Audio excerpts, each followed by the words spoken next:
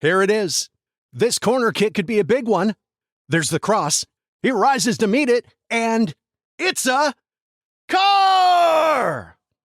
Soccer's biggest tournament is here, and Enterprise is turning every corner kick goal into your chance to win a car. The moment a corner kick is called, post on X with hashtag #OnEveryCorner, hashtag sweepstakes, and tag Enterprise. If it's a corner kick goal, you could win. Winners may pick up their cars at an Enterprise or an Enterprise car sales location on a corner near them. With over 1,000 corner kicks expected, that's a lot of chances to win. For more details and an additional chance to win, visit oneverycorner.com. No purchase necessary for legal residents of the 50 U.S. states and D.C., Puerto Rico, Canada, Ireland, the United Kingdom, France, Germany, and Spain who are 21 and older. Sweepstakes ends July 19th, 2026. Void where prohibited. Prize awarded if a corner kick goal is scored. For entry details and official rules, visit oneverycorner.com. You know, I'm getting old. Makes you a little dizzy at first, but it really gets you going. Do it. Do it real quick. You know what? That worked.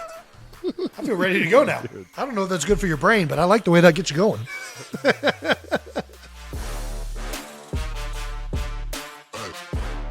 Welcome back to New Heights, ladies and gentlemen. A Jukes original show presented by Wave Sports and Entertainment.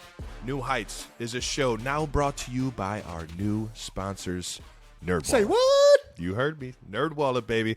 But more on them later. We are your hosts. I'm Travis Kelsey. This is my big brother, Jason Kelsey.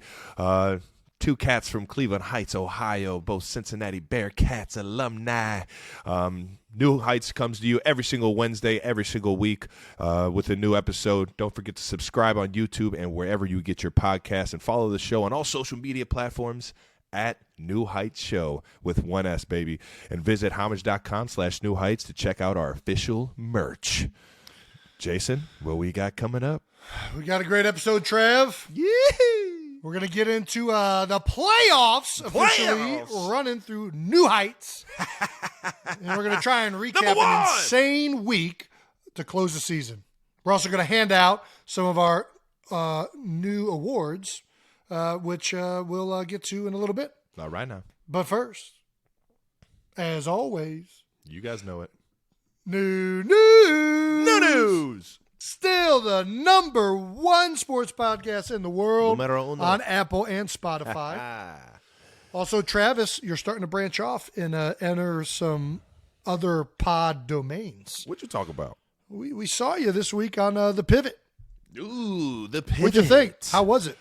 They're awesome dudes, man. Fun conversation. Yeah. Obviously doing a very cool deed about telling stories, pivotal moments in people's lives. Yeah. That either make them or break them, and it took me all the way to the end of the show. Fred Taylor asked me a question. It took you to the end of the show to realize what the show was about, or what they were talking to you about? To put two and two together, like the show's name, why it's called, and why I'm here. Yes. Yeah. Fred Taylor asked me, was the moment in college the pivotal moment in my life? And I was in my head, I was like, The Pivot. Is this what this pun is? This is the pun. This is why we're here. Yeah. Because you want to know about that pivotal time. Yes, it actually is, Mr. Taylor. And it was the pivotal moment in my life to where I moved to tight end. That was the biggest thing. You know what I mean? Yeah. Not a quarterback. That was huge. Good foresight by who was the coach that made that decision, like, initially? Well, I mean, I was playing – when I was doing the Wildcat stuff, I did put my hand in the dirt. Well, at the time, we were putting our hands on the hips when we were inline blocking. Talk about a weird stance. But, when I finally moved the entire position, that was Butch Jones. He told me he doesn't need a quarterback. He needs a tight end. He's got plenty of quarterbacks. So I was just like, well, any way I can get on the field, Coach. At this point, any way I can get back in the team. So shout out to Butch Jones. Thank you, Butch. Appreciate you, Butch. All righty. Let's get to the fan mentions. Shout out to the Pivot. Can't say shout out Pivot. Man. Ryan, Fred, and Channing. You guys are doing a great thing over there. It was a fun conversation. Yeah. All righty. Let's get to the fan mentions of the week. Another edition of parents teaching their kids how to say new news. New news. Awesome little submission here. We got very young kids, starting them off right in life with some new news. I mean, this is like, I don't know how old that kid is, but that's like pretty much close to an infant, right? No, that's an infant for sure. New news.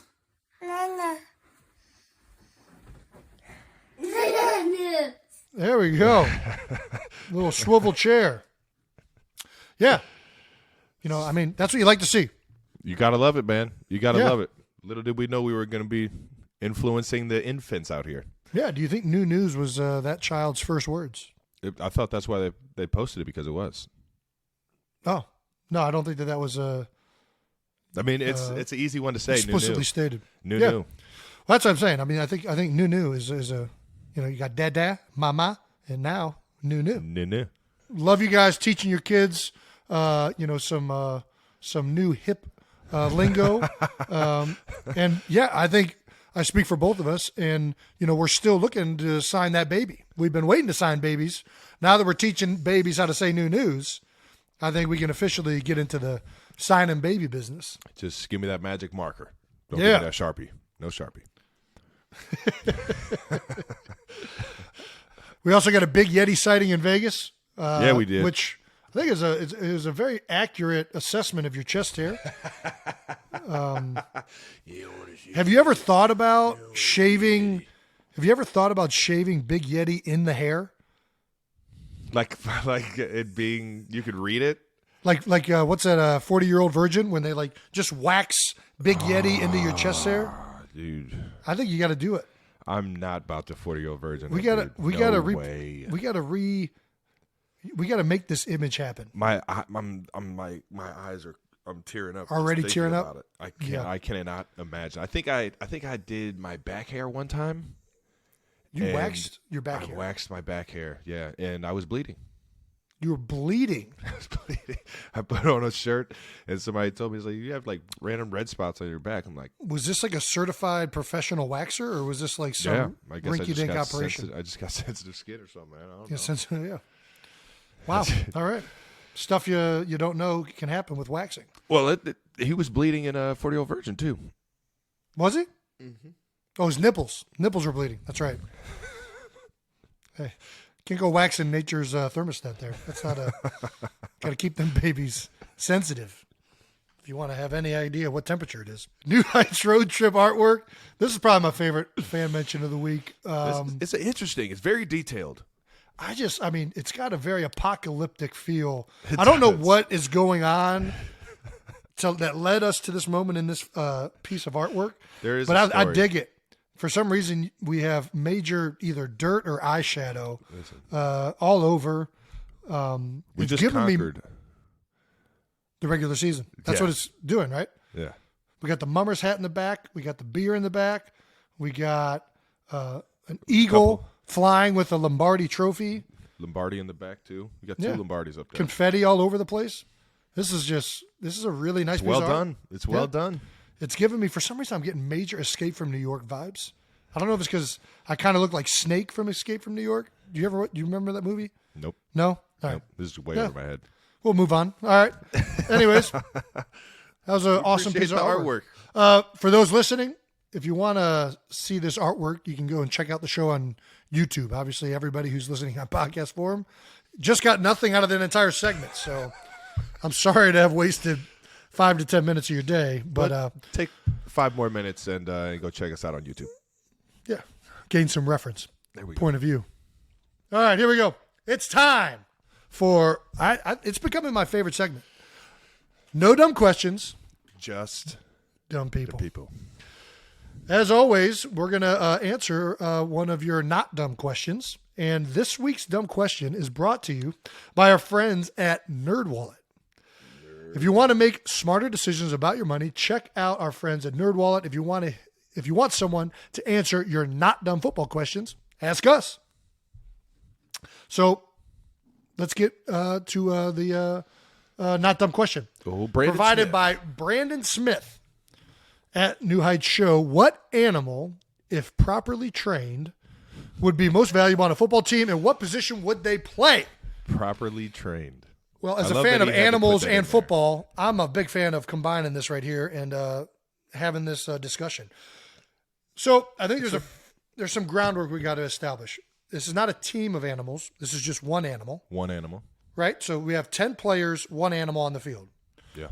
Both teams get an animal. Right? Any team playing gets an animal. Mm-hmm. What animal, if properly trained, would lead to the biggest advantage or best team? A lot of things to consider. Yeah. A lot of things to consider. Are we going? The obvious one is probably Bigfoot, right? I mean, he's the most human. Travis of says, them all. we're not talking about. And if we're not there's talking one about that could actually like catch a football, run with it. Travis, score there's no 4 Sam touchdowns Squanches in one game. There's no Sam Squanches. There's no abominable snowmen. There's no dragons. We're talking about things that you can find in a zoo or have optically been observed to have existed. Although Bigfoot, there are some historically sightings. Well, yeah, but there's also some historical precedents of great apes that were that large. I forget what the thing's called. Something like an orangutan-ish This guy animal. does research, man. This guy's a But researcher. we're going to leave out the mythical beasts on this show for right now, and we're only going to discuss observably real animals. Still a lot of areas to go with this. We can go, obviously, is it a bipedal or a quadrupedal animal? Is it an aerial, subterranean? Who knows? What do you have any choices you're going to go with? I'm assuming you were just talking about animals on all four versus two. That's quadrupedal and versus... bipedal. Is it bipedal? Yeah. Air, also known as a bird. Man. Subterranean, be something like a gopher. I would be inclined to go subterranean, but I think they're too small to grab a football. Like the biggest subterranean animal would be a wombat. But what about what are they? And I don't know how fast they are at digging. Because I mean, really, so the problem with aerial animals is for you to be considered in the field You're of play, out of bounds. you got to get 2 feet in. You got to get 2 feet in before it's a catch. And subterranean in the NFL, you can touch the ground until you're touched. You're not down. So a wombat, in theory, could tunnel a little hole right to the other end zone, pop his little wombat head up with the football. Touchdown. But I don't know how he's going to carry the football. I don't think their hands are big enough. I don't know how quick they are at tunneling. So I'm going to go, I'm saying the wombat's out. Wombat's out.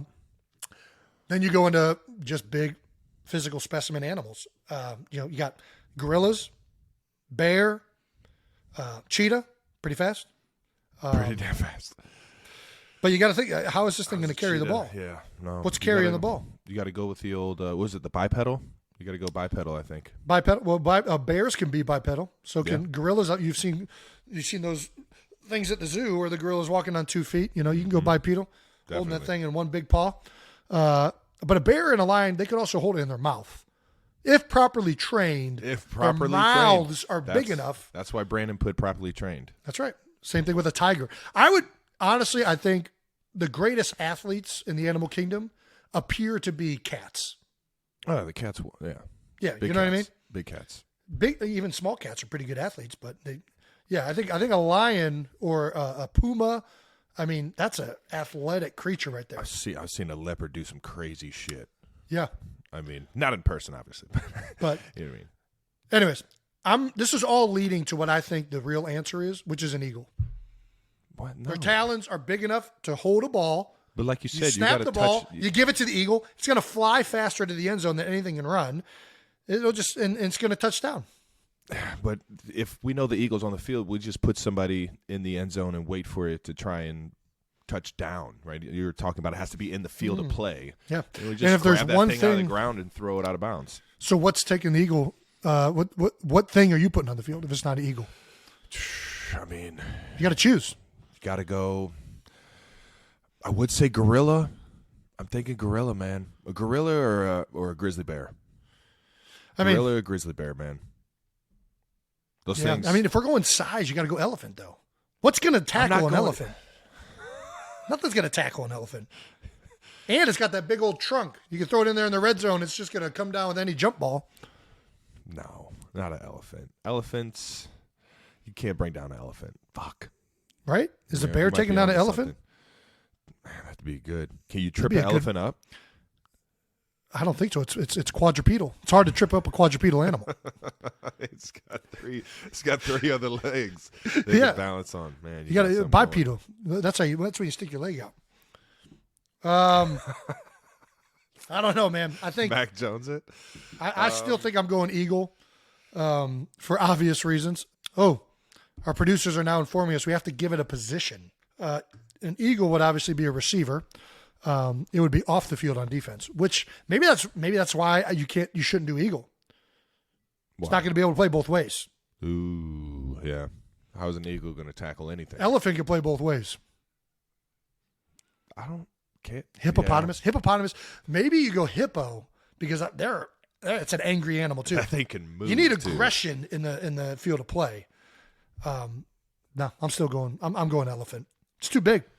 Too big and powerful. I'm going properly trained gorilla. And the other thing is you could actually properly train an elephant. Those things are smart. Smart. Yeah, I was about to say you got to take in what can you get it to actually do and perform. Like you can get. I think you can get a gorilla to catch a football and run with it. Well, we're assuming that all of these animals are capable of learning. No, you can't. No, that's what it is. That. Well, that's what the question is. Assuming the properly trained animal. That means it's properly trained to play the position. It has to be able to be trained, though. Correct. Well, no. I think we're taking the mental aspect out. We're just talking about physical characteristics. I think that's the debate. You still have not chosen an animal. What animal are you choosing? The closest thing to a Yeti. A gorilla. A gorilla? Yes. I think it's a bad choice. They got short legs. They got short legs. You ever seen gorilla? They got short legs.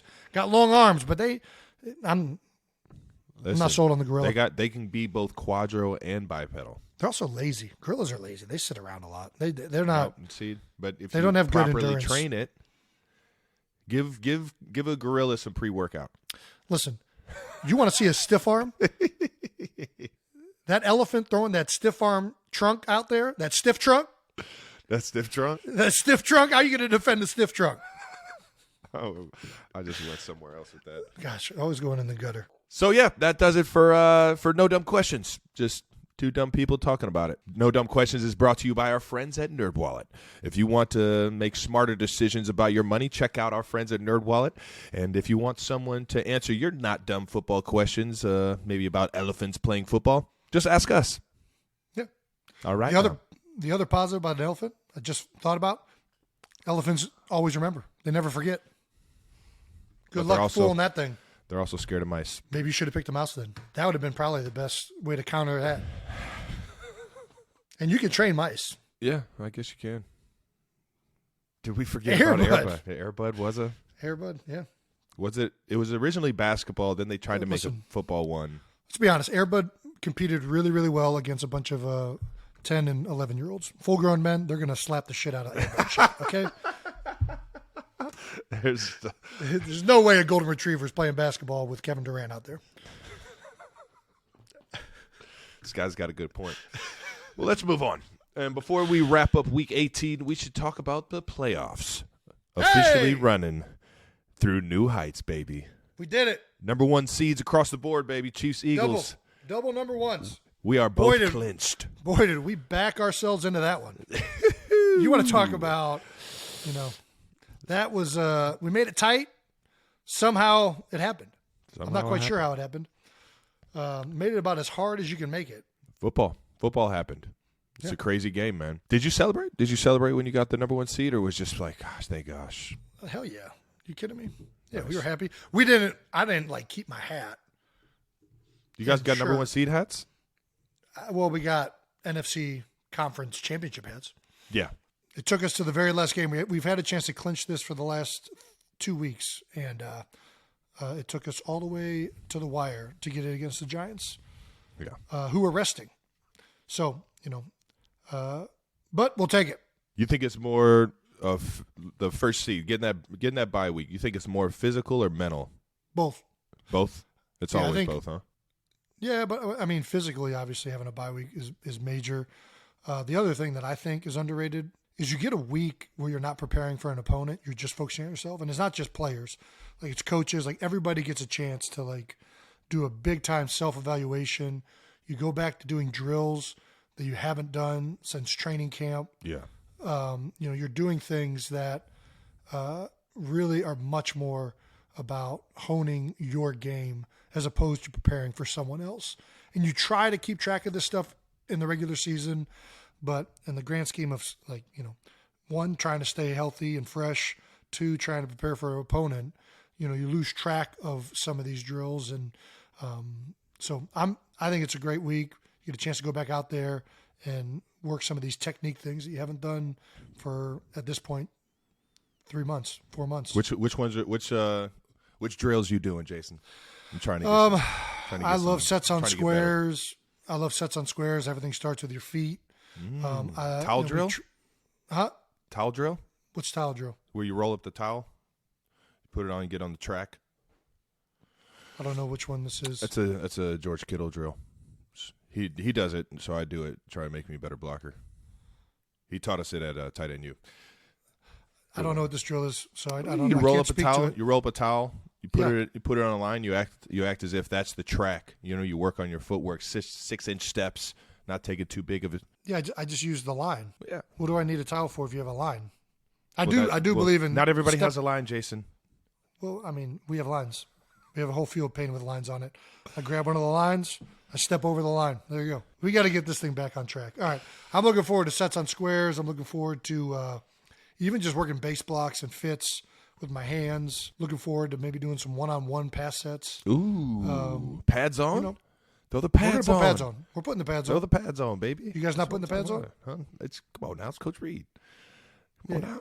It's an I don't know what that means. old school guy. You know exactly All what right. it means. All right, so you're putting the pads on. Pads have been on. Pads have not been on. They have not been on. Who are you lying to? But they will be on this week. But that's the benefit of the bye week. You put the pads back on. You go out there. You do some things that you haven't done in a Controlled. long time. Nobody on the ground. Nope. Everyone stays off the ground. Always. Union it up, but get some work in, baby. Yeah. A lot of guys getting out of town.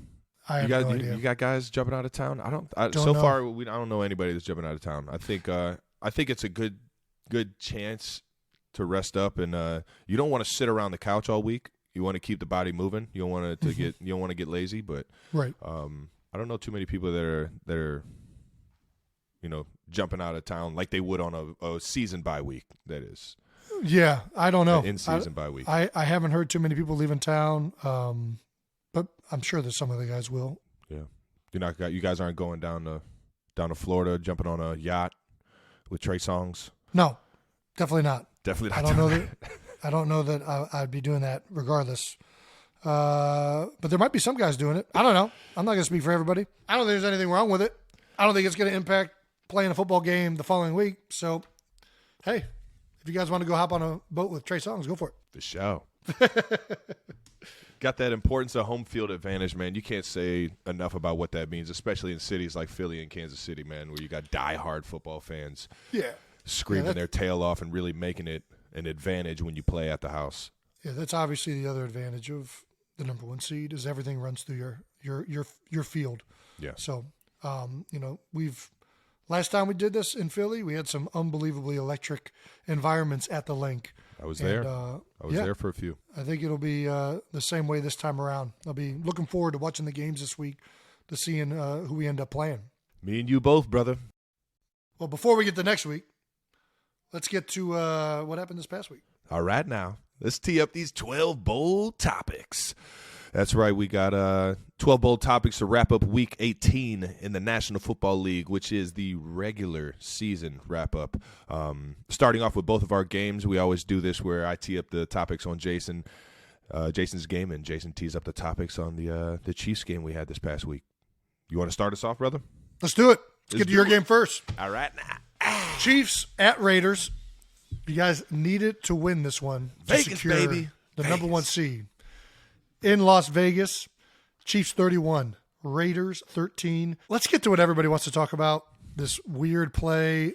What did you guys – first of all, what was this? This was, I think, this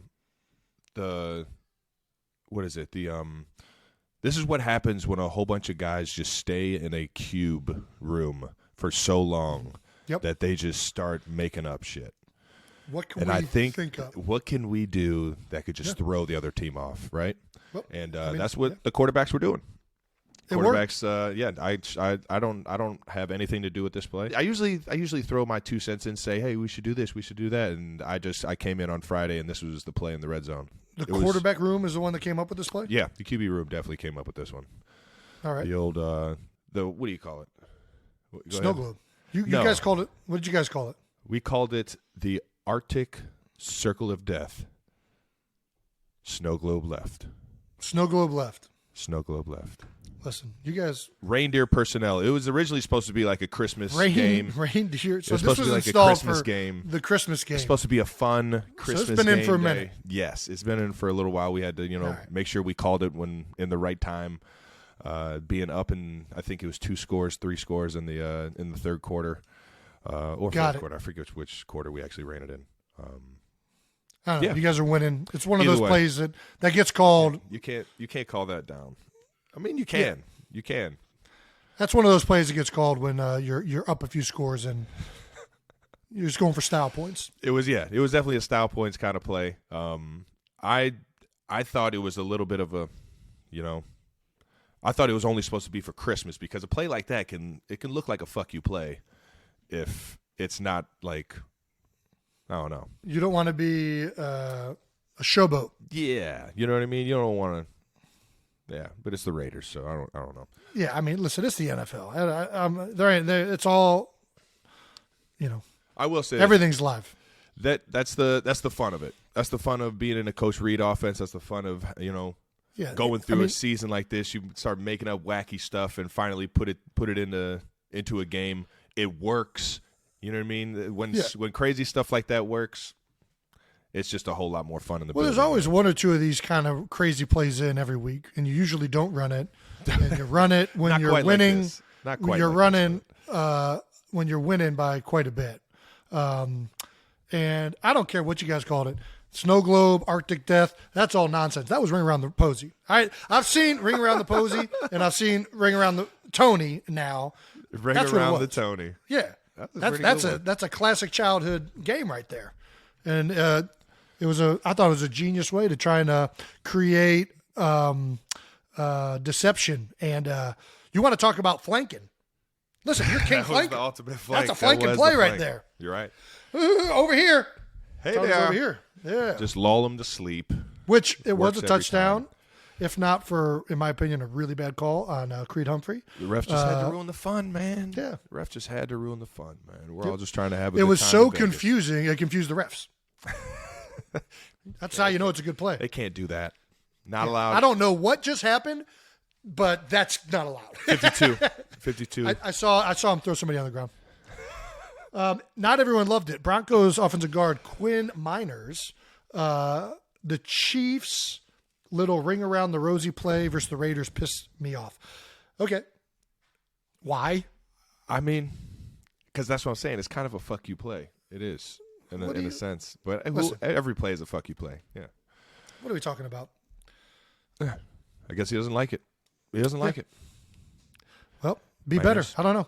It just sounds like, he's a Broncos guy. Not surprising, a Broncos guy is feeling a certain way about the Chiefs season. And I like Quinn Miners. This is a guy who was pass blocking a tree, if you guys can find that production team. Oh, that's coming out. You remember this guy? He's over here upset about the ring around the Rosie? This guy's styling on a tree, and now all of a sudden ring around the Posey's all bad? Not only is he doing that, he's recording it. Yeah. You're recording you blocking a tree? I loved it. I loved every second of it, and I loved the way this guy plays the game. I'm about to be in the backyard getting after it today. Yeah. Listen. Get some, maybe that's the bye week. Back to the basics, baby. Back to the basics, baby. Put these Timbs on. Two-hand punch. Tight. Pow! Tight. Right to the sternum. Were you at all dizzy when you guys were doing the No. I will Arctic Circle, DEFCON 5, whatever you guys ended up calling it, ring around the Rosie play? You know that moment that you get on a roller coaster and you're like going up the roller coaster real slow? And yes. Like it's clicking. building. Yes, yeah. It's like building, like we're really doing this.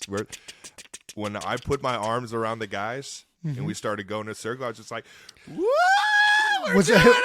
Was anybody laughing in the middle of the play? There had to be people laughing in the middle We of the all play. were like, oh, wow, we're really going to run this. This is what we're doing. That's why I'm like, it's like, it felt like, you know what I mean? Like, oh my gosh, this is happening. This is Was it really kind of like that we're point doing this. where you guys like reach up? It was like,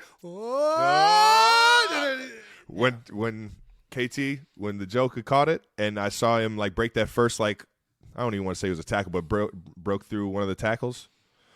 It was like, yeah, it's working. And yeah. By the way, the ref ruined it. Yeah. Well, listen, let's not get on the refs, okay? They got enough people getting on them. No. I could see I could see getting scored the confused next on that play. too. Exactly. All righty. Decade of Andy Reid in Kansas City. What a legend, man. He's been there for 10 years now, which is crazy to think about because he was he was in Philadelphia when I first got in the league. He's the one who drafted me. So made the playoffs 9 times, won the Division 7. Yeah, you've been with him the entire time. He was you were part of his first draft in Kansas City. Yes, I was. Have you noticed anything change or evolve in the 10 years you've been with him? Not really. I feel like he's been pretty steady. I mean, he's an old school style coach. You know what I mean? He's got a method, a certain routine year in, year out of how to make a team better, how to get a team, rested in when it needs to, how to get a team motivated. He's got his certain ways, and he doesn't fray from it at all, and that's what makes him great. He keeps the pedal. He keeps his foot on the pedal when it comes to motivating and making sure you're doing your job. And he does it in a fun way, man. And that's why we have a lot of fun winning games out here. Yeah, I think Andy, obviously, I think he's the best coach in the time I've been in the NFL.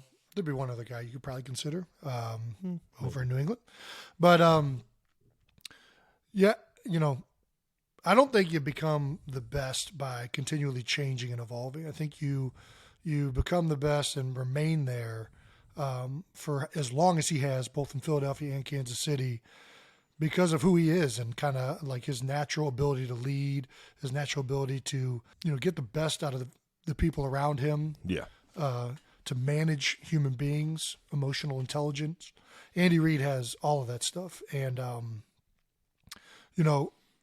you change and evolve scheme. You change and evolve how to attack and what you're going to do on the field. But I got to think Andy Reid probably is Andy Reid. Every day, baby. You know what you're getting. Yeah. Did you got a favorite Andy Reid story in the 10 years you've been there? Man, favorite Andy Reid story. Yeah. It's tough. A lot of them, I'm sure. Yeah, there's... Are you inclined, when I ask you that question, do you immediately think of positive Andy Reid memories or negative Andy Reid? Because the ones I think of are negative about my reactions with Andy Reid for the most part. Yeah. I still remember I was in... You just knew I was going in the tank there. I was like, I don't want to tell that one. Don't want to tell that one. Don't want to tell that one. Well, I think Andy... we already told one. Andy loves you up, right? He loves up all of his guys. Right. He's just that type of guy. But I think everybody knows that a pissed off Andy Reid is like the most like when Andy is mad at you, there is nothing you feel. It's like an aura in the room, right? Oh yeah. It's like, man, I don't know what. Big Bear's mad. Big Bear's this mad. Is not good. Not good at all. Tighten it up. Hey, tighten it up. Tighten it up. Yep. Stop smiling. Tighten it up. 100%. And like you said, he's like, that's just how he is. But that's how he motivates. That's how he keeps the discipline on everybody. You know what I mean? He always wants everybody to show their personality. But at the end of the day, we mean business. And that's at the forefront of every single year, every single day. Is that we're got to be taking care of business. What and Big Big Red has some awesome post game moments too. Some coaches will, you know what I mean, movie day, we're not practicing, let's go to the water park. We're practicing. You guys didn't go to a water park? No, we're not going. No water park? Every day is what it's supposed to be, and that's practice and work. I think that's been the breakdown of like every last practice of OTAs is like, water park on 3. Because it's going to be some type of shenanigans on that last day. So, yeah, I mean, Well, you got this past one. I thought you got that. You give him a cheeseburger for Christmas. Thought that was great. Oh yeah. Isn't there something like? Wasn't there like a Kool-Aid like Big Red moment thing? What am I thinking of? He came running into the after the locker room, right? It was just the locker room after a win. He came running in there all fired up, and sure enough, man, they put a big brick wall. Somebody did some good editing, yeah. Turned him into the Kool-Aid man breaking through the wall. That was classic.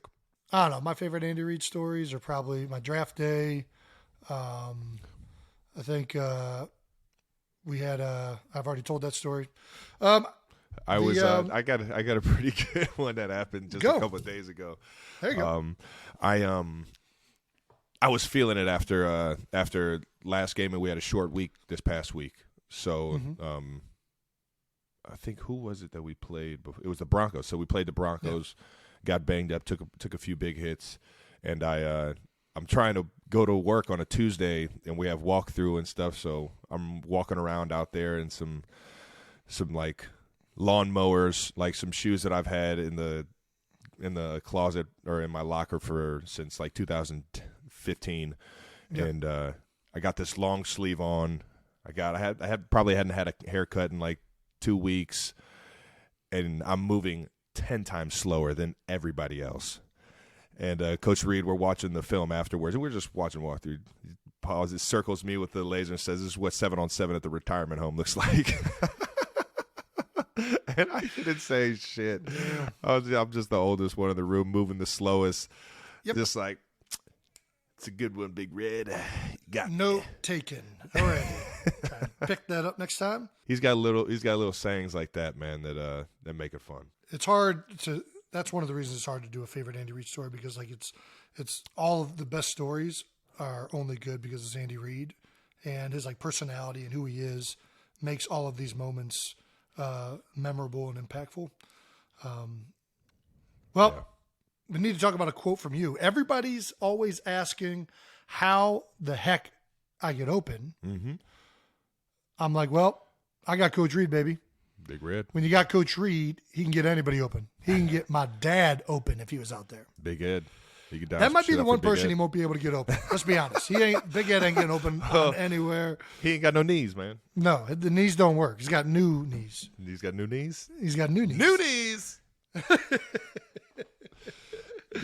I will say this. We were talking about he doesn't really change, but you talked about how scheme always has to change, always has to keep evolving. I mentioned it before, how he's changed the tight end position for a guy like me.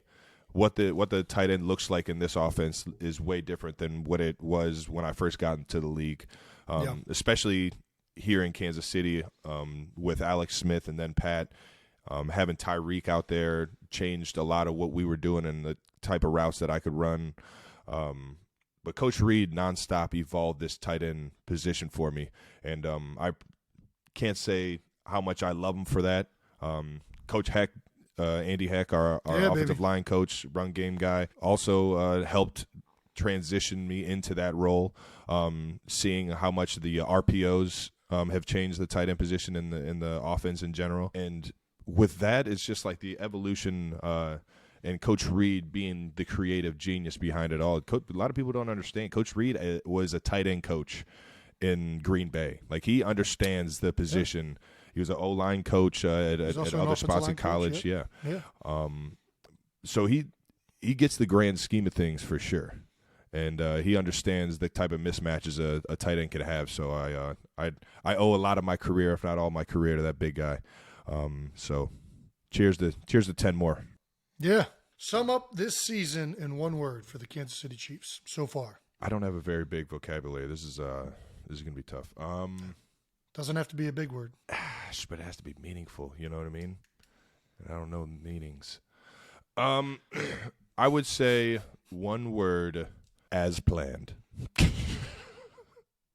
2 words, but maybe you can say it's hyphenated. Hyphenated. If somebody with a bigger vocabulary can give me one word that describes as planned. As planned. Help me out here. Foreseeable. There we go. Foreseeable. Saw it coming. Knew it. Alrighty. Had Good it deal. coming. If you would have asked me before the season, would we win the division? Yes. Would we get the number 1 seed? Yes. Well, not everybody was on board with that. We'll get to that in a little bit, but you had a lot of people that didn't know if the Chiefs were going to be able to be the same team of old. Listen, it's a lot of dumb questions. It's a lot of dumb. And a lot of dumb. All right. Let's. I think that sums up that section pretty good. All right now. Moving on to the Eagles over the Giants. Eagles 22, Giants 16. Jalen's back. Back, baby. The system. The system is back. After missing 2 games, 2 tough games for the Eagles going into the last one. Got to win to get the number 1 seed. You guys go handle business, baby. It was at the Link, wasn't it? It was at the Link. At the Link. Not a bad gig. Not a bad gig.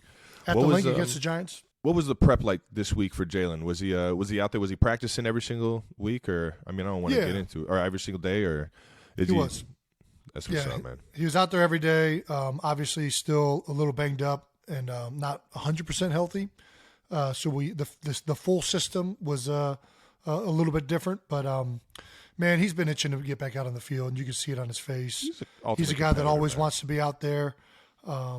Shout out to Gardner Minshew played his tail off in Jalen's absence, but it was nice to have Jalen back out there. And we've played a lot of games with Jalen at this point. His personality, who he is, his leadership abilities, all these things culminate into making for a pretty dang dynamic and efficient offense. Yeah. So it was awesome to have him back out there this week.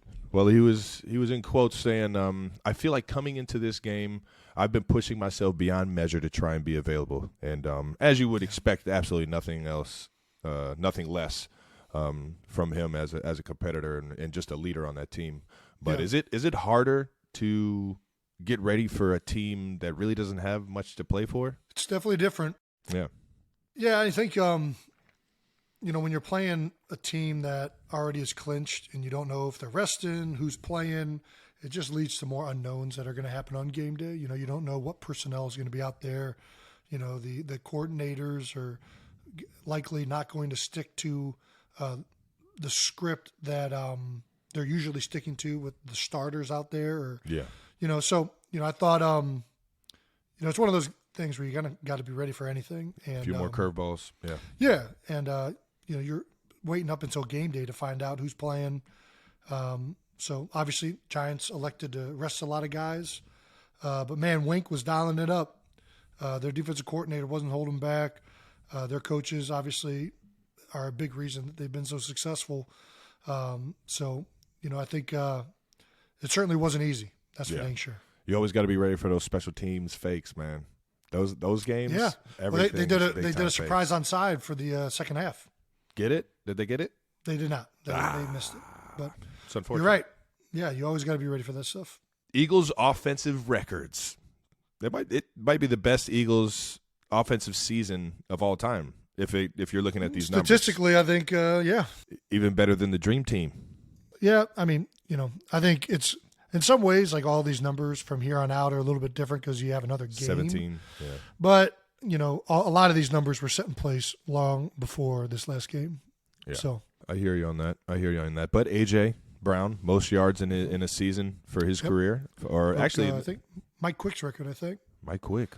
Mm-hmm. Wow. Oh, nice. So it wasn't just for him. It was the No, this is the Eagles' most right on. receiving yards in a single season. And then obviously Miles Sanders, first 1,000-yard season since Shady. Devontae Smith, most receptions in a season, 95. I thought that was going to be a little higher. I think that is a wide receiver. I think Ertz holds the record for most receptions, but maybe I'm wrong. Definitely broke the record. He broke the tight end record for, I think he had like 113. So it's definitely receivers for sure. Gotcha. Jalen Hurts, most rushing TDs by an Eagles QB in the season, franchise record, in yards as well for a QB. And then the franchise points. Yeah, the points, baby. Points. Hey. Most points, 477 points. That's wild, man. That's a lot of touchdowns. Yeah, we did a good job of finding the end zone this year. We had a dynamic group of guys. I mean, we ended last season with a lot of momentum. I think one of the stats that people have put up is, Jalen Hurts since week 10 of last year is 19-1 or something like that. It's, and that might have been before this last game, but, we ended last season well. We obviously adding A.J. Brown, you're curious to how that's going to fit in, but pretty darn good player. So you think it's going to make a big difference. And Devontae Smith being a year older, the coaches being another year with the same group of guys, Jalen being the same year with the coaches. The system. Got a great offensive line. We've got a lot of really, really good pieces. And it's been a really fun year for our offense. Well, we're still waiting on that Jason Kelce touchdown, man. I mean, come on, Coach. We got to dial it up. If we're dialing up the Arctic Circle of Death, snow globe left out of reindeer personnel, we can figure out something for Jason Kelce. I think Jason Kelce's good on. As long as I'm blocking for a touchdown, I'm happy. I don't need to be catching any balls. That's a lot of added pressure right there. All right now. So what sums it? We got to do it for your team as well, man. What sums up the season in one word for the 2022 Philadelphia Eagles? I would say unfinished. Damn, that's good, man. Yeah, I think we're very happy with where we're at this year, and we're happy that we're the number 1 seed. But that ain't the goal. Winning the regular season is great. It's a hard accomplishment or winning the regular season for the NFC. But I think that all of us would like to make this season a lot more meaningful than that. And it's not done, and we're trying to keep our focus on what's next. Job not finished, man. Let's move on to the players' insights on the NFL storylines, baby. Bills kickoff return, dog. Electric. What an emotional day, emotional game. The everything leading up to it that the broadcast did. When you have these crazy people that say the NFL is scripted, stuff like this happens, and you're like, the NFL might be scripted. Man, I was so emotional that I got chills and I almost got teary-eyed. That was an electric play for it to happen like it did. How the beginning of the game was built up all around DeMar and his family, and just being thankful that he's all right. And then you see, what is it, Nyheim Hines? Nyheim Hines, yep. Nyheim Hines. Nyheim Hines. He had 2 of them too. It wasn't just that first one. The second one was electric too, but that first one, man. Yeah, that first one was it though. Yeah, it was coming right off of a canceled game, obviously with the DeMar Hamlin injury, which thankfully we've gotten a lot of great news on that front. But man, this was we were getting ready to play our game, and I went into the training room to catch the only TV that's in there. And see what's going on across the league. And I knew this game was starting. I was interested to see what was going to happen. You could see the emotion. You could feel the emotion leading up to it. You could feel it. And then the moment that thing happened, it was, you couldn't help but be just happy for jubilated. It was just a sense of euphoria across, I think, the entire NFL community when that happened, if you were watching it. And to see the look on, Coach Sean McDermott's face, to see a look on Josh Allen. All these guys were so just happy. It was like a weight had been lifted to signal that hey, we're back to doing what we love. We're back out here doing this for DeMar, and we're back out here playing football. You could not have come up with a better way to get back to playing football for the Buffalo Bills. Awesome moment. Awesome moment, man. Did this week feel different for you? No, I'm not going to lie. It did not. I approached it as a normal work week. I think obviously all the stuff early on with the unknown about Hamlin's injury, that was a little bit different, right? But football, I've kind of said this before, but I think, that's one of the things that for me doesn't really change. I just go out there and play football. It's my one way to escape. So, no, that didn't feel any different, but it was obviously different watching that game. What's wild is you got DeMar Hamlin, number 3, Everybody's throwing up the threes throughout the entire game. That was the Bills' first kick return for a touchdown in 3 years and 3 months. Whoa. Wow. Number 3 was he was in the building. That's for sure. Yeah, for sure. He's on everybody's mind, everybody's heart, and there were a lot of guys playing for him. And what an electric moment, man. What an electric moment. Next storyline we got, Lovie Smith goes out with a win. Fired immediately afterwards, but he got that win in beating the Colts and securing or losing the number 1 pick, securing the number 2 pick now, I think. Yeah. Texans complete a fourth quarter comeback, trailing by 7 in the fourth quarter. They convert on 4th and 20 for a 28-yard touchdown. I'll tell you what, that play was. And then instead of kicking in and going into overtime, play for the win right now. Hey, we're playing to win this game. We're playing to win this game. Lovie goes for 2, gets it. I love it, Lovie. I absolutely love it. And a hell of a play call, too. 2-point conversion sealed the game for him. There was still, I think, like 50 seconds left or something like that. But Texans ended up winning the game. And do you think, it gave the Bears, Lovie Smith was once a Bears coach. Yeah.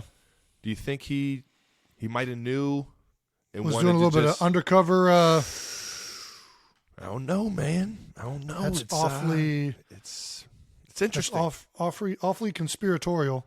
I think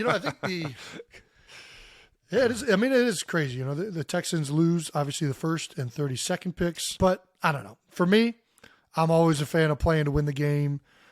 In the grand scheme of things, what is the difference of the 1st and 2nd pick? Now it's Chicago. They already got a quarterback. You got to think the Texans are going to probably eye down one of these quarterbacks, although I don't want to speculate on where they're going to go. It's important to win in this league. I know a lot gets said about tanking, and I just don't think there are that many instances that it makes sense to lose on purpose in the NFL. I can't get on board with it. That's for damn sure. And I don't think it's ever the players. We were talking about that earlier. Yeah. I think that this is usually players always play to win. I can't really think of, unless you got some player that's in with Vegas or something like that. I think every team I've ever been on, the players are always playing as hard as they can. And for the most part, I think the coaches coach as hard as they can. I think that this is maybe something upstairs, but I just don't think it makes that much sense. Unless you have like a quarterback that you think is going to be the next, Pat Mahomes, Tom Brady, Jalen Hurts. Unless you got a guy at number 1 that you believe that much in, no one player is going to make that big of a difference as your team trying to lose a game collectively. I just don't. It's different than basketball. It's different than other sports, and even in basketball, I've seen it not pan out well. Once you start losing games on purpose and devaluing each and every game, I think that's a dangerous road to go down in the locker room. That's a bad culture, man. So I don't think. Hopefully, that's not what was happening, but no. Well, it certainly wasn't. They won the game. Yeah, good point. Now maybe some things happen upstairs, and they do some things to try and maybe not put guys in the best position, things like that. Yeah, that's where I'm at with the whole tanking thing. And I love that Lovie Smith went out there to win. You play to win the game. You play football to win the game. Who are you quoting right now? I don't know. I think I've heard that before. Well, alrighty. Moving on to Lions Seahawks, man. The Lions Packers. The Lions saved the Seahawks season. They beat the Packers in Lambeau to end the Packers season. Another in a meaningless game. Meaningless. They're all meaningful. Come on. Listen, meaningless game, especially when you're playing for Dan Campbell, baby. Yeah, you when you're biting kneecaps, nothing is meaningless. Everything has meaning when you're biting kneecaps. Every single step, baby. Yeah, knocked Green Bay out of the playoffs, man. Lions safety Kirby Joseph after the game tweeted, "If we're not playing, y'all not playing either. I don't care." Yeah. What a quote, man. Yeah. If we're not playing, y'all ain't either, man. That's how you know. Doesn't surprise me. That game had some meaning. That game had some meaning. You want to talk about a team. First of all, the Lions have been playing really, really good football the second half of this season. Almost snuck into the playoffs themselves. Missed out on it by one game, I think, last week. I think, Dan Campbell has put certainly an atmosphere in that building and in Detroit of hard work, toughness, grit, and desire. I mean, those guys play hard each and every game. They run the ball hard. Obviously, oh my gosh, what's his name? Broke Barry Sanders' record this past week. Jamal Williams. Thank you, Jamal Williams. They got the right leaders too. Like a guy like Jamal pours his heart out there, man. So does not surprise me at all that these guys went out there and played a dang good game and knocked the Packers out. If you're the Packers, man, that hurts, man. That hurts big time. And they were another team that was great second half. Yeah, they're playing their best ball this part of the year.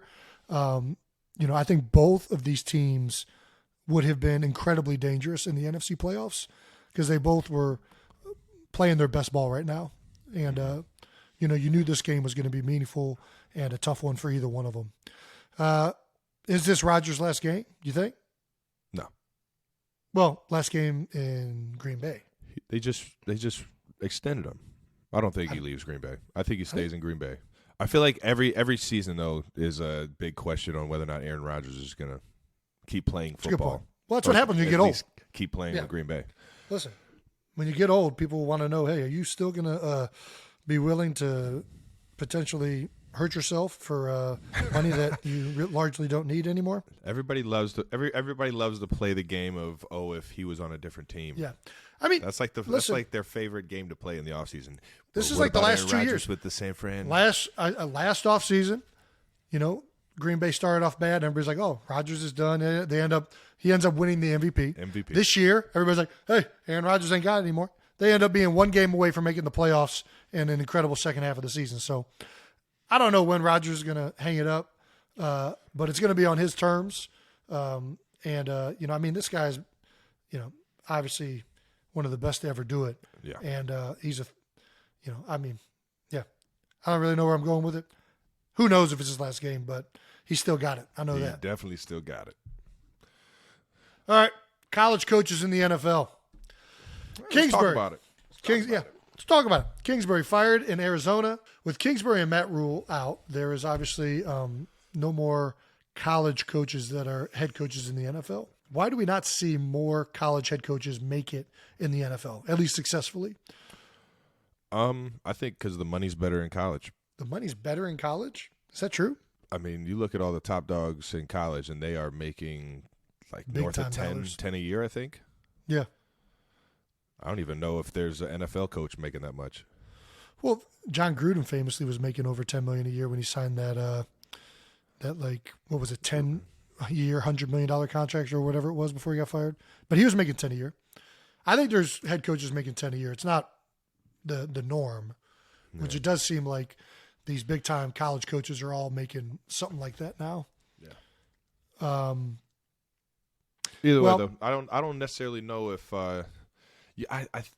whenever this debate comes up a lot, can college coaches make it in the NFL? Can NFL, it's just a different world, man. It's a different world. You have to have I feel like a different way of challenging kids versus challenging grown men. The discipline aspect is way different. The structure and routine is way different. Like, I didn't have a lot say in what my day looked like in the off season. Like, every single time I woke up in college, I had a routine waiting for me and a set schedule waiting for me. It's different in the NFL. So you don't get that same every single day with the players that I think you do in college, or at least it's more of a business relationship. Where college, a lot of the great coaches out there are very family oriented. Their family is ingrained in the city and in the school and in the families of the players. I just think it's a different world, man. And to compare it, I think is unfair. Yeah, I mean that's certainly part of it. In college, right away you're given respect through the recruits that commit to you. Right, in the NFL, you have to go in there and earn the players, not just respect, but not devotion, but willingness to play for you. And willingness to give everything they have for you, and that's a hard thing to navigate. But I think listen, I've seen college coaches coach well. There's a lot of coaches that have coached in college and the NFL. Like, is Pete Carroll a college coach or an NFL coach? He's had success at both levels. Both, yeah. He coached in college, then the NFL, then back in college, then in the NFL. So I think it really comes down to, the best coaches that can sustain being a great head coach tend to be the best leaders, tend to be the best managers of people, motivators. I think a lot of college coaches end up getting hired in the NFL because they have a hot scheme or something that is allowing them success and a competitive advantage, right? Yeah. They've outsmarted everybody somehow. Chip Kelly, Kingsbury, like all of these guys are kind of on the cutting edge of doing something different. Mm-hmm. And that's great. But time will tell if that is sustainable and whether whether you can continually innovate that and push that forward. Yeah, because the fact of the matter is that you're not going to have those same players ever again, and your scheme has to be around the guys that you have in that building. Yeah, well, not just that, but eventually it's going to get caught up with. Eventually, you're not going to have that crutch of being the smartest person in the room. Yeah, nobody has that. I mean, I guess Bill Belichick is a hell of a schemer, but so is Andy Reid. But you still need to have that ability. But man, I really think that the best head coaches tend to be the best managers. They hire good people. They evaluate talent really well. They're tireless workers. They're driven human beings. You can find that in the college ranks. So I don't necessarily believe that you can't hire a good coach from college and he'll be a great NFL head coach. I certainly think that could happen. I just think most of the time the guys that are hired end up being these like highly successful, innovative coaches that once that crutch of innovation kind of fades away, they're left with, okay, now how good are you at all these other things that allow the best coaches to sustain it, right? The Pete Carrolls, the Andy Reids, the Bill Belichick's, the Bill Parcells, like all of these guys that have sustained it for decades. Those are the things that make those guys unique, not the fact that they invented some unique defense or offense or anything like that. I'm right there with you, brother. All righty. New Heights Awards. Let's get to it. Let's get to it, baby. The season has finally ended, and, obviously we like to give out some awards here and there from time to time. All right now. So we are officially launching our end of the season awards, the Newsies. The Newsies. We're going to, neither one of us has a game to prepare for, so we needed something to talk about at the end of the show because we can't look forward to our games next week. Don't know where we're playing. So, we decided to create an award. Hey. And kind of recap the season. So, this year, the New Heights Awards, the Newsies, are going to be from our favorite moments of the year. Trav, you want to start it off? Let's start it off, maybe. Maybe, baby. Let's start it off. Our first newsie is best display of basketball skills on a football field. Hey. That's right. We all know that playing football and basketball go hand in hand. We've talked about it a lot. So we want to recognize the guys that might want to trade in their cleats for some sneakers. That's right. We got 3 nominees in this category. One going to the Dolphins special teams for the box out, a.k.a. the butt punt. Back of the end zone. We all know that was some great box out. That was a good box out. It was a good box out, baby. The guy was getting to the boards. We also have Mac Jones taking a charge. Got his feet planted outside the restricting zone. Refs didn't call it, though. Refs didn't call it. They let Chandler Jones walk right into the end zone after that. And then you got my favorite, baby, Air Mahomes. Woo-hoo! My dog going up top, sacrificing the body like MJ would. He always gets those MJ comparisons, baby. Now we just got to get that, that one picture of him lifted in the air. Yeah, I mean, the Air Mahomes was very Jordan-esque in its pose. Who gets the best display of basketball skills on a football field, Newsy, though? I mean, let's be honest. None of them are very good because we've established this. NFL players aren't going to make good NBA players. We have not established this. I think the closest one to any type of football maneuver is clearly the Mac Jones charge. It was textbook charge technique. It was. Feet were planted, arms were extended. I mean, I guess this is the technique usually on the charge, but usually you want to protect the kids, man. But yeah, Mac went a different route. Congrats, Mac, on winning the New Heights Newsie, brother. The first newsie goes to Mac of the year Jones.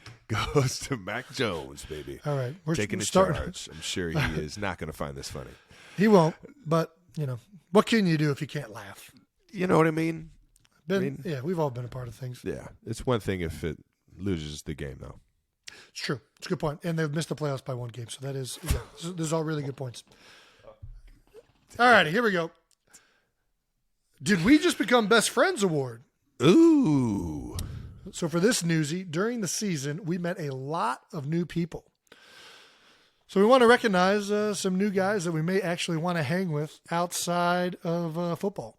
Yeah. Trav, who is the most likely to be late to practice after hanging out with you? I mean, we already know Pat's in my hip pocket with that one. Yeah. I would say, most likely to be late. I got to go receiver because I feel like receivers are always late. Okay. We talked a little bit about OBJ. But I'm going to go. You going with your boy OBJ? OBJ, man. He's going to walk All in with me after a fun time. You know what I'm saying? That'd be a good time. I'm sure. I can see it happening for sure. All righty. What about you? Most likely to get an invite to calving season? Well, a lot of choices. Got a lot of new teammates, got a lot of new people.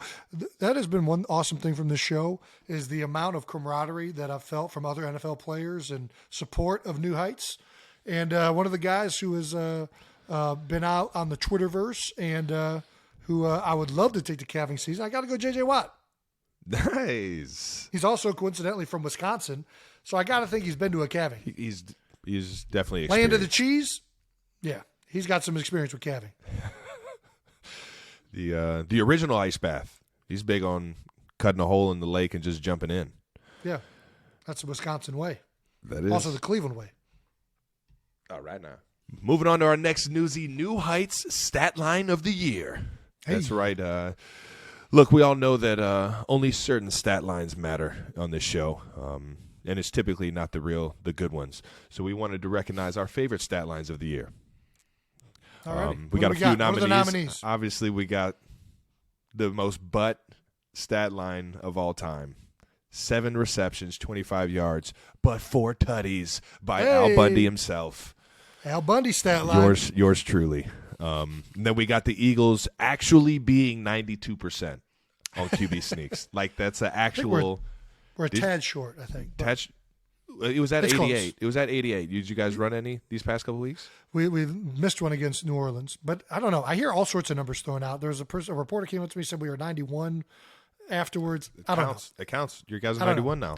Listen, we've been over this. It's like it's just one of those things. It's like pi. It sits at 92%. It's a set number it's just where quarterback sneaks live at in the universe.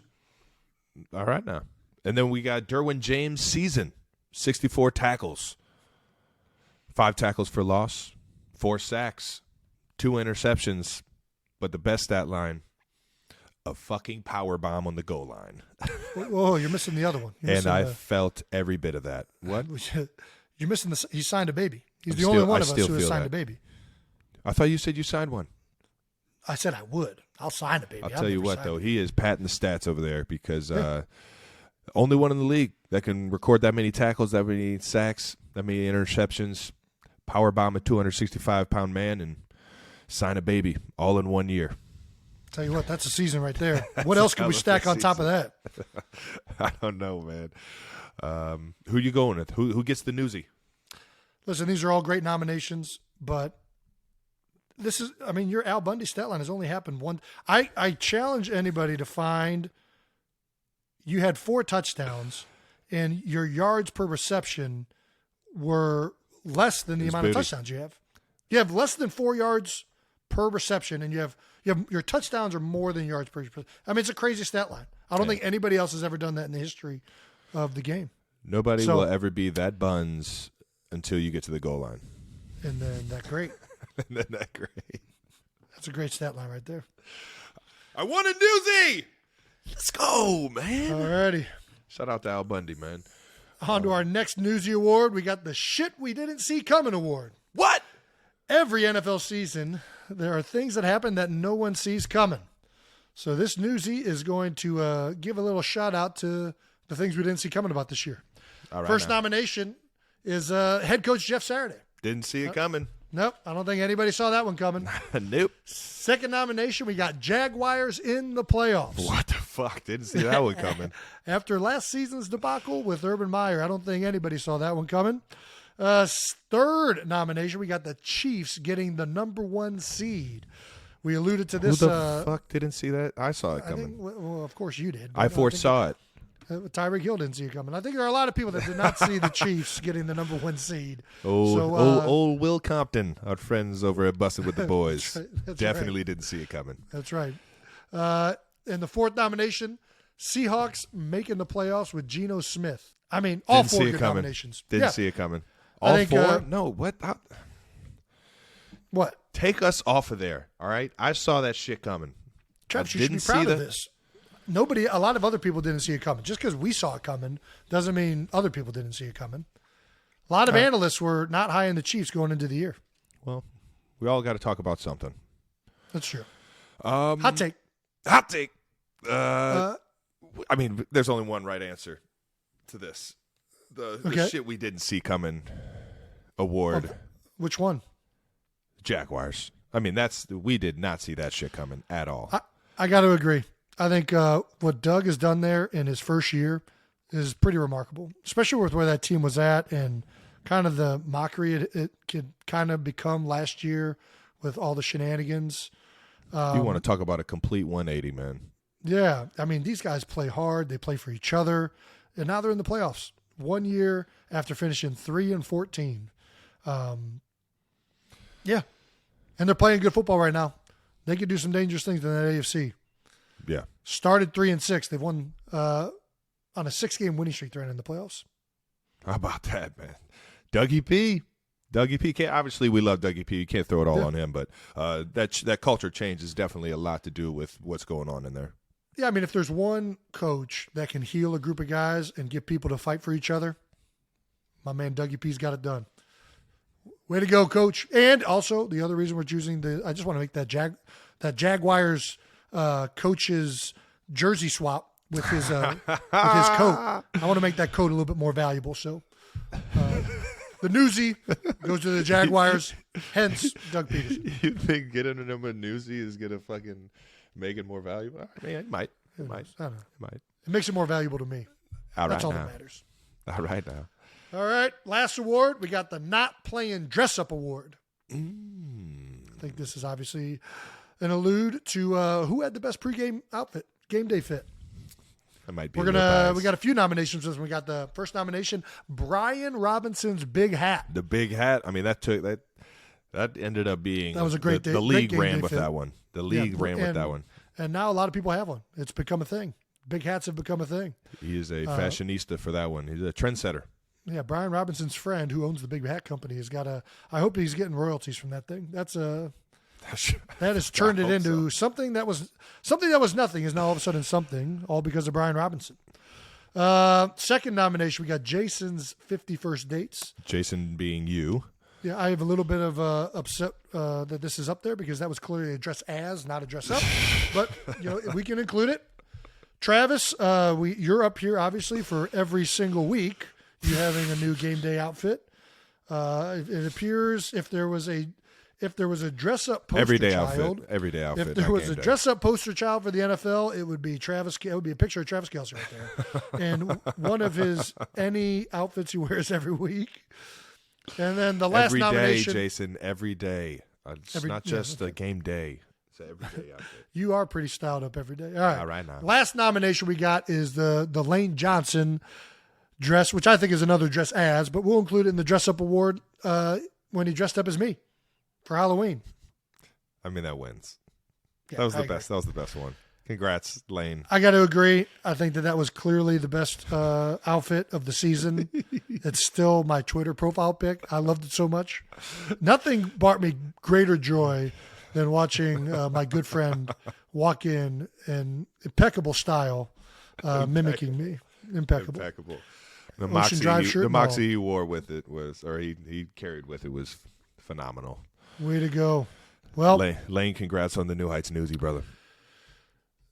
This last award is not a Newsie, but we're going to talk about the last award on the season, the MVP award. The MVP. We're not going to obviously decide who wins this award. It's not a Newsie, but we are going to discuss it because we've each been around two of the biggest candidates for it. We've been fortunate to be playing with two MVPs, man. Yeah. These guys have been playing their tails off. Our good friends, guests of the show, ironically. Yeah, our first two guests. Jalen Hurts and Pat Mahomes, baby. Yeah. Maybe more people should come on the show. Come on the show, all of a sudden, MVP potentiality realized. You got to speak it into existence, baby. I'll start by stating the case for Jalen Hurts. Let's hear it. By listing a lot of numbers and things that really don't speak to what makes him a special player, he set a franchise record for most total offensive yards by a quarterback in a single season at 4,461, had 2,000-yard receivers, set a new team record of 14 wins, franchise record that is, a franchise record of offensive points with 477, leads the NFL in quarterback win percentage, 3,701 yards passing with 747 yards rushing, 22 passing touchdowns and 13 rushing touchdowns. Damn. And then outside of Jalen being the dominant player on the field, he was also dominant in his New Heights highlights. He was the first ever to be a guest on New Heights, dropped his exclusive draft day story with obviously the Steelers and not really thinking he was going to even be in Philadelphia. Was part of revealing an amazing Cedric the Entertainer story. And he was the only one that we've interviewed that really took over and started to ask the questions. Yeah, it was his show there for a while. Yeah. He was like, enough of you guys. Who do you guys think's the GOAT all time of anything? Listen, these questions are cool and all, but let's get down to some real talk. Jordan or Ali? Okay. But, I mean, that's how obsessed this guy is with greatness and obsessed he is with winning. I think he's a incredibly driven individual who can't help but think on terms like that and is disinterested with New Heights hooligans asking him questions. All these numbers are outstanding. Jalen Hurts had an amazing year. It still doesn't speak to why he's a special player and why he's the MVP in my book and our teams. He's just a great person. He's a great leader. He's got a great demeanor. The bottom line is guys play better around him, and he's had that his entire career. And I think that's one of the things that makes him such a unique and dominant player besides being a physical specimen. So, obviously leading us to the number one seed in the NFC. A lot of people go into that. We had a great team this year, a great offense, great defense, great coaches. But the man at the helm of all of that was none other than Jalen Hurts. He is the system. Well played, Alrighty. man. Well played. Your turn. It's Pat Mahomes. What do you want me to say? It's Patrick Mahomes. He leads. Listen, you can't just keep saying it's Pat Mahomes. It is. You can't just keep turn saying the film it's Pat on, Mahomes. turn it on, and tell me that guy doesn't deserve everything. All right. You can, the guy leads the NFL in all these categories. Passing yards. He has 500 more than any other quarterback. Passing touchdowns. He has 6 more than second place. He owns it in first downs. Passes at 25-plus yards. The first QB to throw for 5,000 yards and rush for 350. That's a LeBron stat. It's a crazy stat to even think about. Just kind of making up random stats. 300. I mean, he's a stat machine. You could throw all these this stats entire around. episode could be, where are we at right now? What's the time we're on right now? We're at an hour and a half in. This entire episode could just be a stats compiled by Patrick Mahomes. There's no question. Stat Mahomes. Stat machine. Stat Mahomes, baby. He's not the Stat Mahomes? Stat Is Mahomes. that a real nickname, or did you just come up with that? It just popped in my head, baby. Stat Mahomes. I like that. Stat Mahomes. That's good. It's got a ring to it, doesn't it? It does. And all those numbers, everything is it's lovely to look at because, it just shows you the season in review. But the most important Pat's stats, Stat Mahomes' stat line, are his highlights on New Heights. He gave us a classic rendition of New News in the Pat Mahomes voice. New News.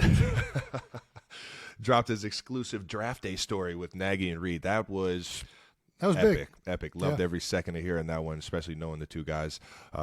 Revealed some origins of the bromance between me and him, where it all started.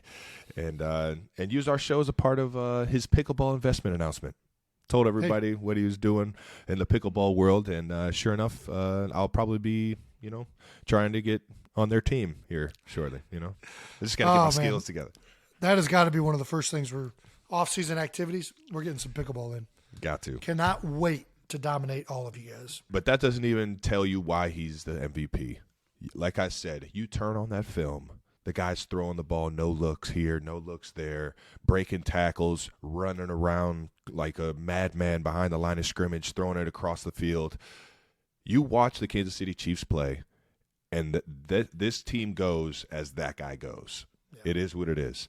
And he's the ultimate leader. He's the ultimate, competitor in the building nonstop. If it's not football, he's competing in every single game or every single moment that he's in the building, whether it's saying who's going to win this college game or shooting hoops in the locker room, whatever it is, this guy's competing and wants to freaking win. And that drives the competitive circle and the competitiveness in the building. I see it every single day. And going into this season, there's a lot of people that didn't see this shit coming, like we said. And we did, though. We did because we know the kind of competitor he is. We know the kind of person he is, how he's going to come into the building every single day with the team in mind, and how he is a vital part of that. And he's the most valuable person in that locker room. And because of that, he's the MVP. Yeah. Well, it's a good case. So is Jalen Hurts. Either one of these guys winning it would be awesome. If there's one person that might not like the Stat Mahomes nickname, it might be Pat Mahomes. I feel like that's a guy that does not care about stats that much. He only cares about one stat. What's that? Wins. Not right now. Get them dubs, baby. Yeah. I think now's a good time for us to, I guess, do our own vote on the MVP award. You want to do it? Count of three? Right. Count of three? 1, 2, 3. Jalen. Mahomes. What? Right. Who didn't see that coming? All right. Well, I don't think we're going to be the people that determine who get this. So we'll let the experts I don't even know who decides on this, but somebody who's qualified. Somebody will pick it. All righty. We have one last newsie to hand out, but this one is not going to happen for a couple weeks. That is the New Heights stamp of the season. It's a big one. It's so big, we're not going to give it up until the season's over. That's right. Because it ain't over. We got a whole postseason coming on. That's I think it's part of the whole thing. So we're going to wait till everything's done. It's all finished, and we're going to include all of you guys. We would love to hear who you all think deserves the stamp of the season, Newsie. And we're going to open up to all of you. We're also going to open up what you think a Newsie should even look like, because we actually want to give these out. Yeah, we have to. We need something tangible and physical to give to people. Yeah. And obviously, Travis, you received a Newsie, so you'll receive one. I can't wait. Fans, you guys got to make it special. You know what I mean? Please design something that Travis will hate to have to display inside of his home. Hate? Yeah. Well, I want to be able to go in there and laugh at it. What do you mean? I want to go in there and laugh at your Newsie. Yeah, but that doesn't mean I'm going to hate it. That's selfish. Because I want Doug to have it also. Hate it. That's a good point. I want Doug to have a great Newsie. We got some guys, and we want Mac to enjoy this. That's right. He's not going to enjoy it. He's not going to like it either way. All right, whatever. All righty. Well, we look forward to all of your thoughts on who deserves the stamp of the season, Newsie, and what a Newsie looks like. Let's hear That's it. That wraps it up, Trav. That's this episode. The bye week episode is officially in. Feels good. It feels does good to feel have good. the bye, even though we kind of, My legs are already feeling better. legs are feeling better, but we kind of locked it up. It was almost like you kissing your sister. It was kind of like, it wasn't the cleanest lockup of a first round bye. But That phrase was always we'll bogus. take it. The phrase has always been bogus. You prefer kissing your brother? It's like kissing your brother. Yeah, there you go. That's the 21st episode of New Heights. The show is old enough to drink now. Make sure you're subscribed on YouTube to the New Heights channel so you can follow on any new videos that come out. Listen and subscribe wherever you get your podcasts. And make sure you check out our official merch store at homage.com/New Heights. You heard him, ladies and gentlemen. Once again, New Heights is a Jukes original presented by Wave Sports and Entertainment. Make sure you follow the show on all social media platforms at New Heights Show 1S for fun clips throughout the week of this week's episode. And thanks to our production and crew. We thank you guys so much for everything you guys are doing. This thing isn't possible without you, and it sure as hell isn't as fun. So appreciate you guys for tuning in. Until next week, baby. Peace.